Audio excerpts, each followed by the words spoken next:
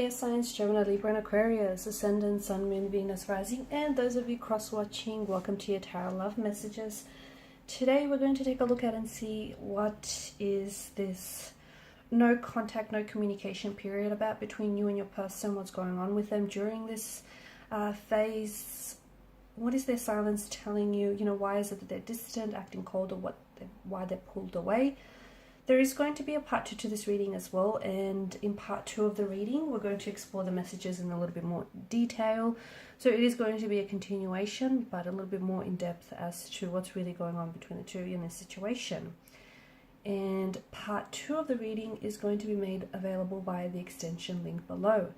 Now, for those of you that are interested in a personalized tarot reading with myself, please feel free to reach out and inquire. I will be listing my email address just below the video. Otherwise, guys, let's go ahead and let's begin. So again, this reading is available for all air signs, Gemini, Libra, and Aquarius.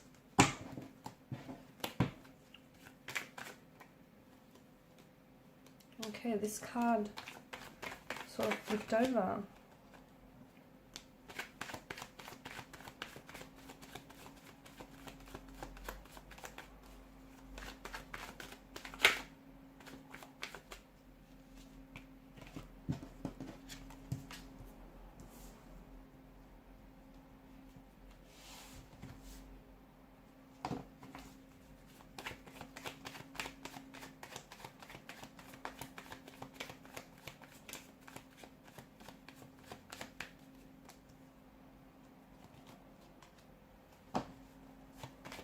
This person isn't done with you, not by a long shot.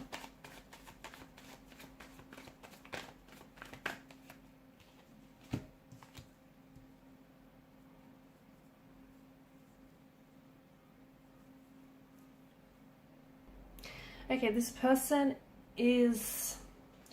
If the two of you have had a breakup, a fight, or a separation, some sort of conflict, okay, the last time that you guys have spoke, it feels like this person is unable to move on from the situation, either to move, like they're not able to move on from the conflict, from what was said or what happened here between the two of you, or they're holding on to your energy and they're not able to release you and let you go.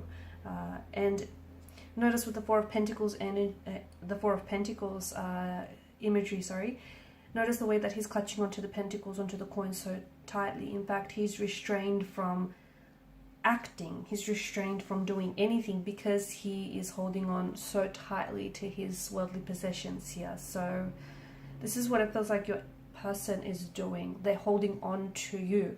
They're holding on to your energy. They're holding on to the memories that the two of you created. Like they haven't deleted any of your photos, your text messages.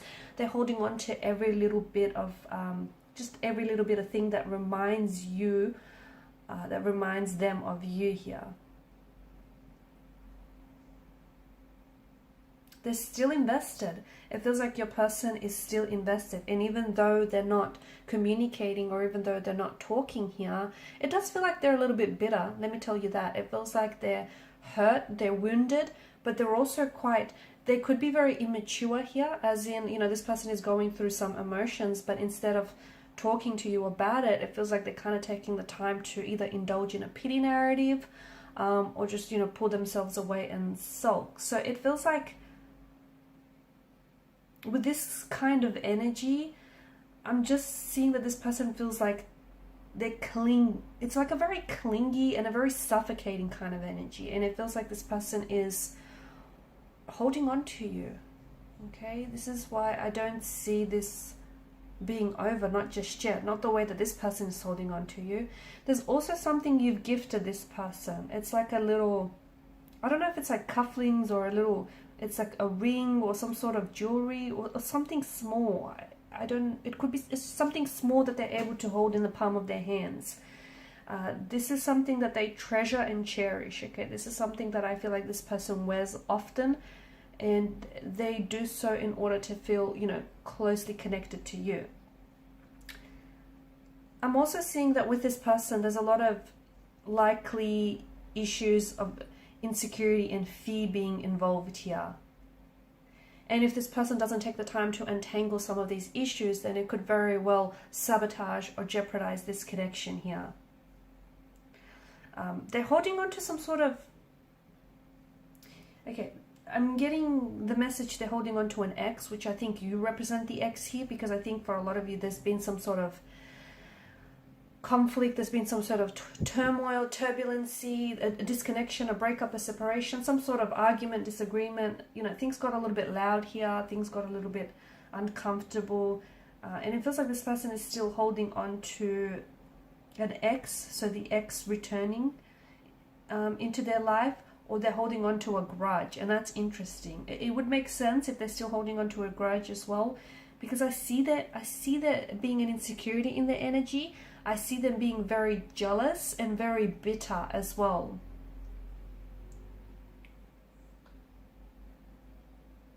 They will communicate though, let me tell you, in the future there will be communication from this person. So even though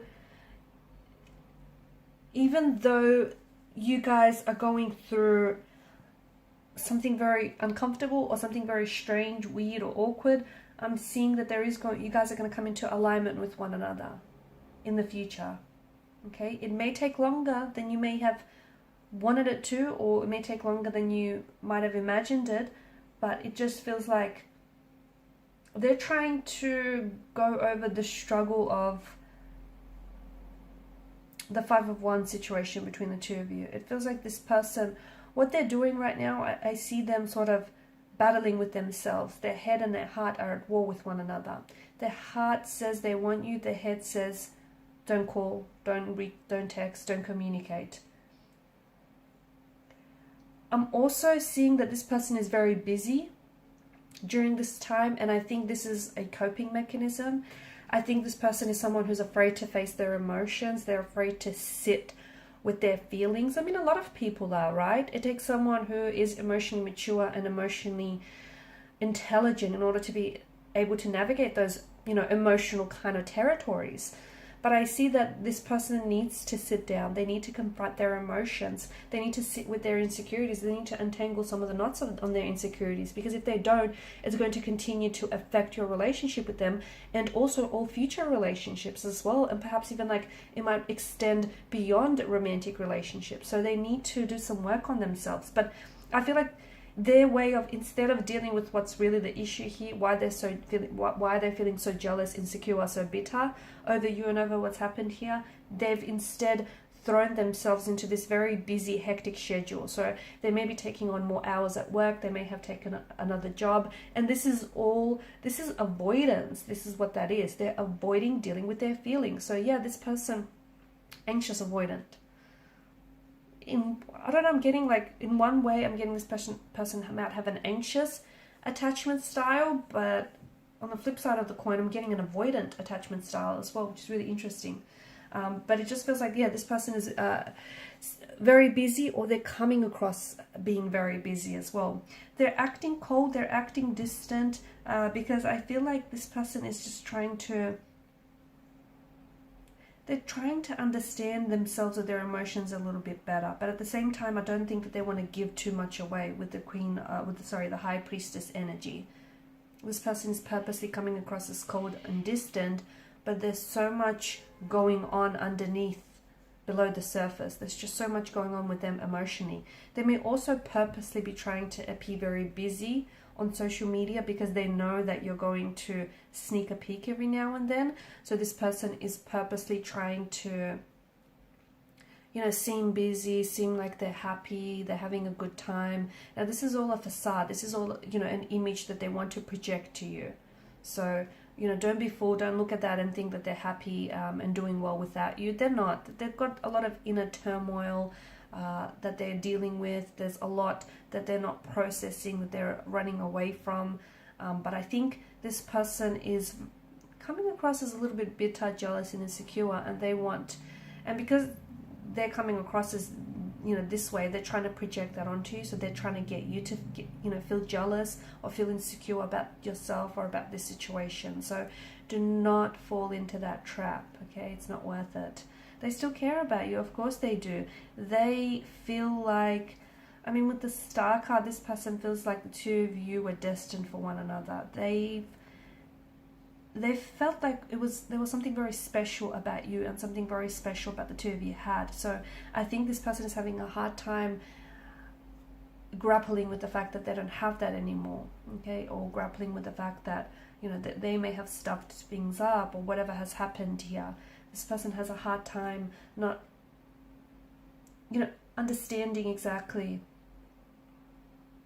what it is that's going on between the two of you. But this person does, I feel like they do love you. I feel like they do. There's a lot of hope in their energy. They are hoping that you will come back into their lives. They are hoping that the two of you will reconnect. They are, they're hopeful. They're hopeful.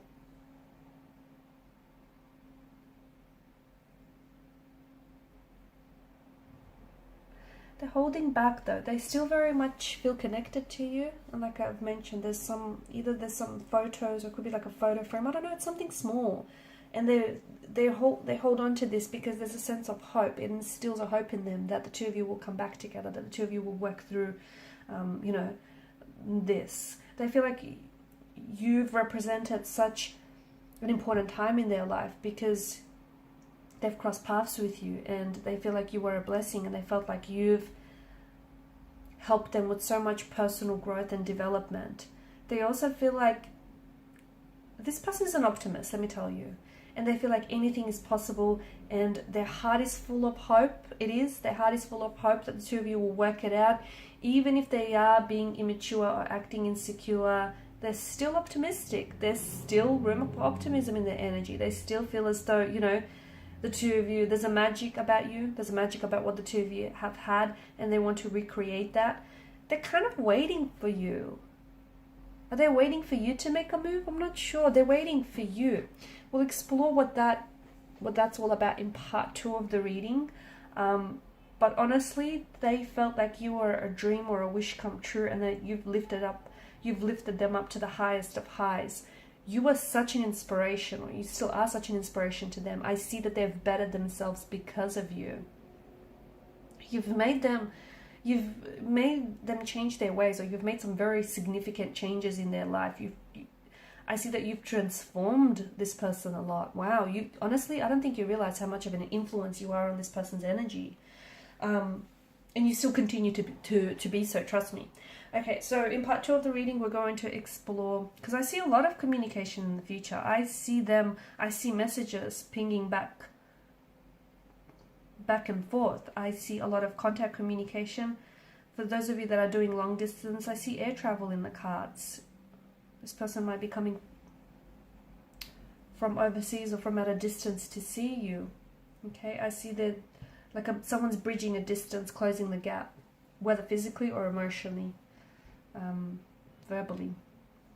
Okay, so follow me via the extension link below to part 2 of the reading, where we're going to explore the contact, the communication that's coming in, and when might that happen, because there's a lot of it. What is this person waiting for, and anything else that the cards want to tell us. So that part 2 of the reading is going to be made available via the extension link below. For those of you that are wanting a personal reading, feel free to inquire. Thank you guys so much. Please show your support for the channel by liking, sharing, and subscribing. Bye for now.